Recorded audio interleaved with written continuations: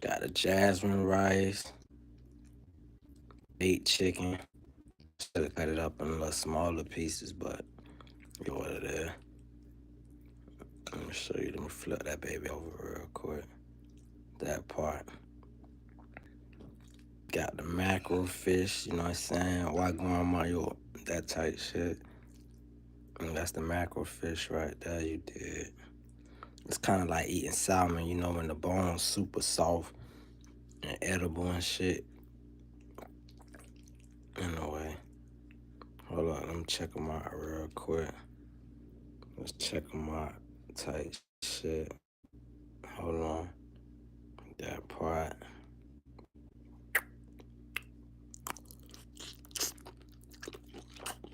I'll do some more rice with it. I got chicken in my mouth. More rice with it. Mm-mm-mm. Mm-mm-mm. I'm saying, it's a lot. So my mom want to speak on for being born a Floridian. I guess that's the first thing I thank God for. Dog, nobody can cook like this in the world, bro. Mm-mm-mm. Heard R. Kelly in the song a long time ago, and it was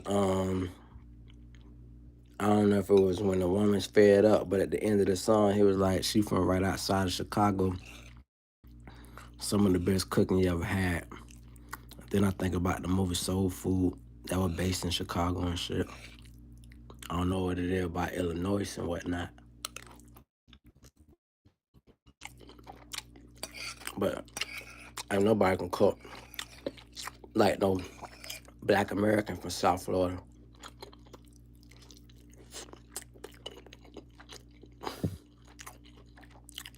Lord Jesus. Nobody can cook like no black American. We got all the islands from Cuba to Puerto Rico to Jamaica to the Bahamas to influence what we already got from slavery. Nobody can. Our seasoning game, bitch, is untouchable. That's the first thing I'm gonna let you know. Nobody cook like a person from South Florida. If you from wherever in the world, if you never ate a South Floridian food,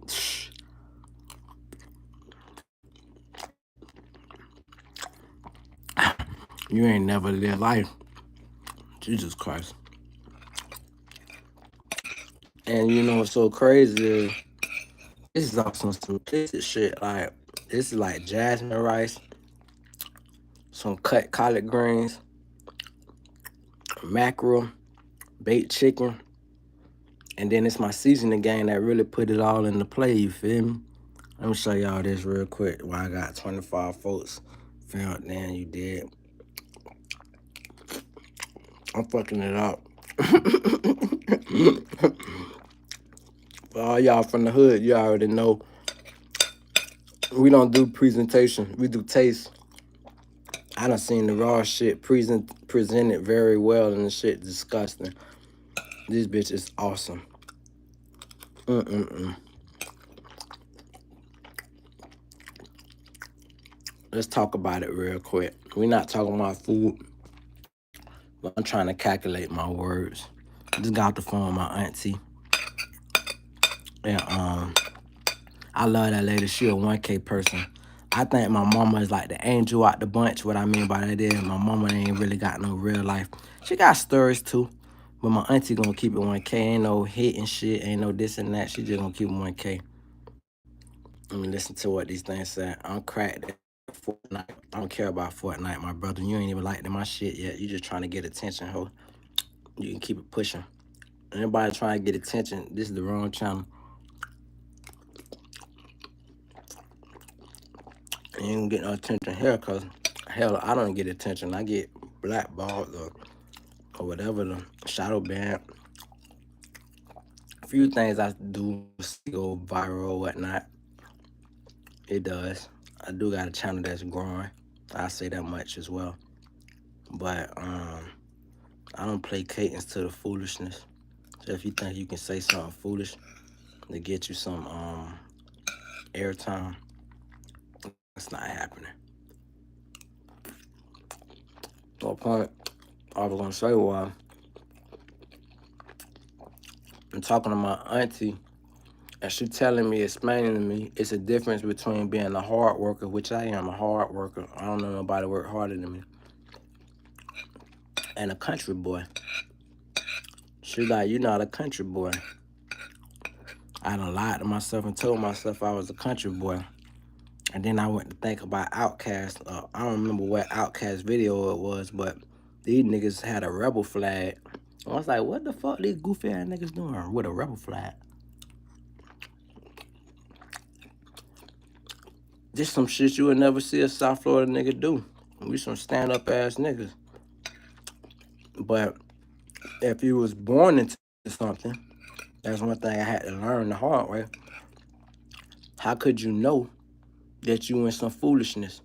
If you was born into a submissive stance, and they let niggas have their little handguns, meanwhile they got the long rifles to blow you niggas head off from a distance, and let you niggas get your little military jobs, your little police jobs, your hospital jobs, and niggas thinking they doing something.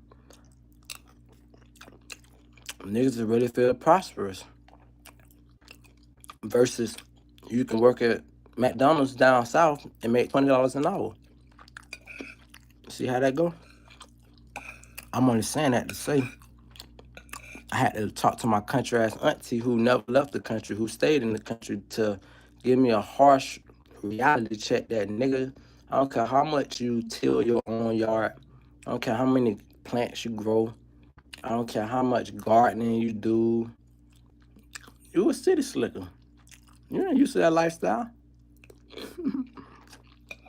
Nigga, you gotta know to say yes sir, no sir, yes boss, no boss, this, that, this shit real. This ain't no made up shit. Sundown towns and shit. Sundown towns. That shit exists. Nigga, you thought that shit went away because you ain't from it? Nigga, it never went away. It been existing. And some niggas learn to thrive in it.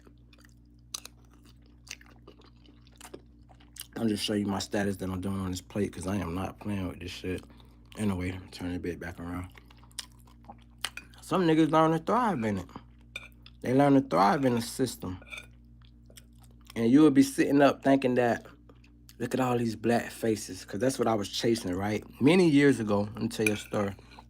When I first was trying to do my retreat from South Florida, not knowing no better. Lately, I've been thinking about Jagged Edge, feel like I just walked right out of heaven. That's what leaving South Florida to any other place is like to me. You just walk right out of heaven and walk right into the dungeon.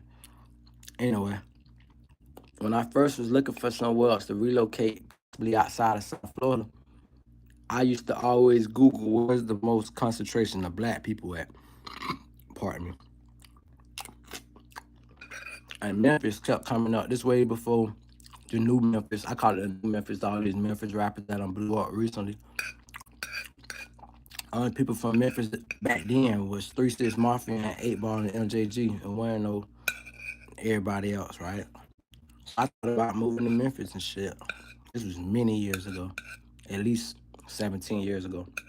Point is, freaking you learn that if you're not from that environment, bro, or you never spent no time in your life in that environment with being, how can I call it, bro? It's just bro, you got what you call buffer classes, meaning buffer classes is people that they stand between the full rich and the full poor, right? They there to balance shit out. And if you're not used to that lifestyle and used to kangaroo courts and used to injustices and this and that, and bitch, these people run, they do what the fuck they want to do on their timing. Yeah, that shit that go on nationally is one thing, but I think the biggest lesson I've learned in this life is all that black protesting I did. If I could take all that shit back, you would be out here protesting for black folks, thinking that you're doing your whole society a better cause. These niggas been sold you out. They been decided that, bitch, my family matters more than the black movement matters. And you would be lost in the sauce out here taking hits to your character, to your life, to your whatever, because you out here fighting a lost cause. I'm here to tell you, first of all, this shit far as fuck. Ain't nobody out cooking no South Floridian, in my opinion. Nobody from the islands, nobody from America, nobody nowhere. But the point that I'm making is, you'll be out here fighting a lost cause, thinking that I'm gonna help my black people. Power to the people. Niggas won't help themselves. They just looking for a distraction. You'll be the distraction while niggas get away. Niggas will use you to point to Master and say, "Hey, Master, them niggas over there trying to escape." Master pat that nigga on his back. Good job, boy. Now he in Master good graces. While you done made the ultimate sacrifice trying to do for your folks. You know what I'm saying? So, and the crazy part is, what fucked me up recently was discovering this boule. This boule shit just fucked my head all the way up. It's the smartest shit niggas ever came. I'm not niggas. Them folks ever came up with. I'm gonna make a reward system for you niggas who think you permanent. And you niggas can rule over all the little black niggas. I done fucked this shit up. Look at this bitch is nothing. My mama used to have a saying back in the day. She said, "You better not get up from that table." Mama used to stand over me, not just me and my big brother with a belt, and tell us about kids starving in Africa. I used to say, "If you don't make no happy plate, you can't get up from that goddamn table." So I'm not sure when I came an adult that I could cook good enough. I could satisfy eating all my food. I even get that to credit to my suck ass daddy, even though that nigga can't cook like me. But point is, being self-sufficient and not waiting on a woman to come cook your meals, being able to provide a meal for a woman and have her flabbergasted like, "Damn, that nigga just threw down."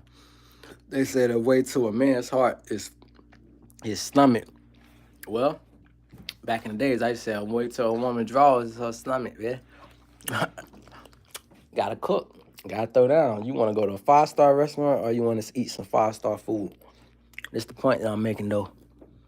I'm being very passive on what I'm talking about. I ain't talking about specifically. I ain't calling out the town name like I did in my last post.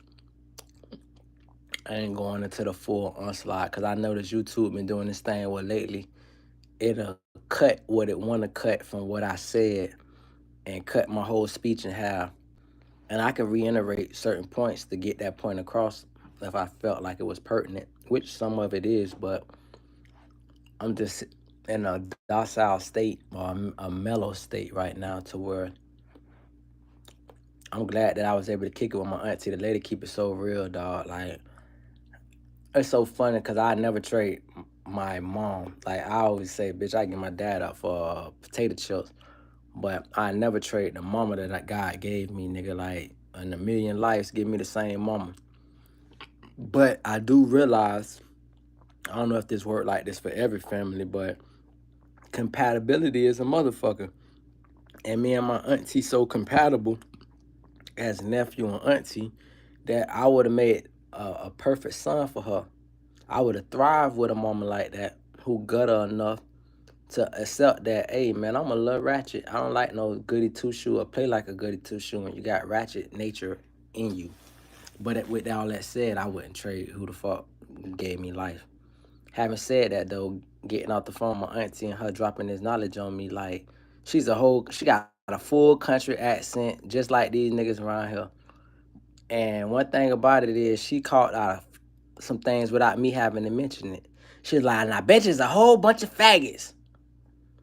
And I was like, how the hell you know? Right?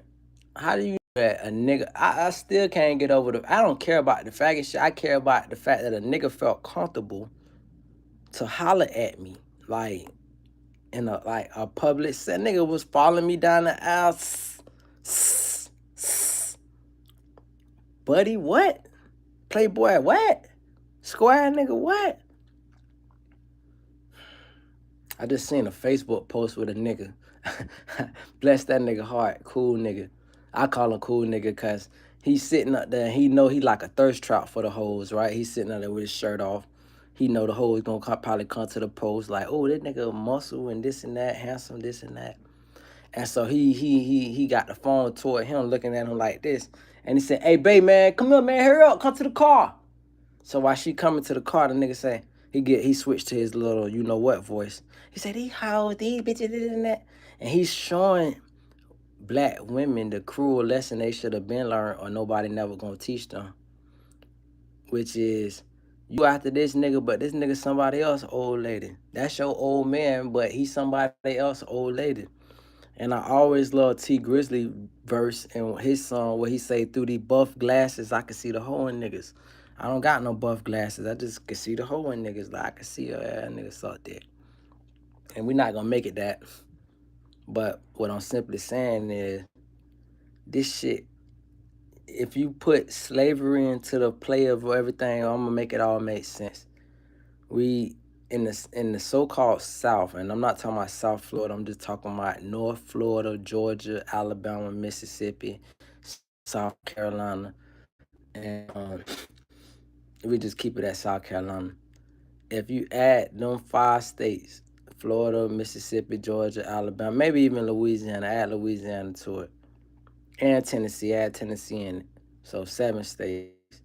You add that South, we had folks raping our people. They brought this shit upon motherfuckers. They were like, I'm going to rape you in front of this woman. It's nothing more brutal. Or you think about the Vikings and these fucking, what they call it? They say start acting like start with an A. Fucking, damn, I can't think of the name. I need somebody educated jump in these comments. What do you call a person that's savage and you using like 1500, like the year 1500 kind of slang? Is start acting not a beast, but start acting like anyway, whatever Vikings was, I can't think of the fucking word right now. So it's some savage ass motherfuckers. And mind you, we from this friendly ass Africa. Like my favorite Facebook people was Chaba and Doodoo Quay from the bushes. Nicest as fuck, right? They could kill a baboon, regular black person, white person, scared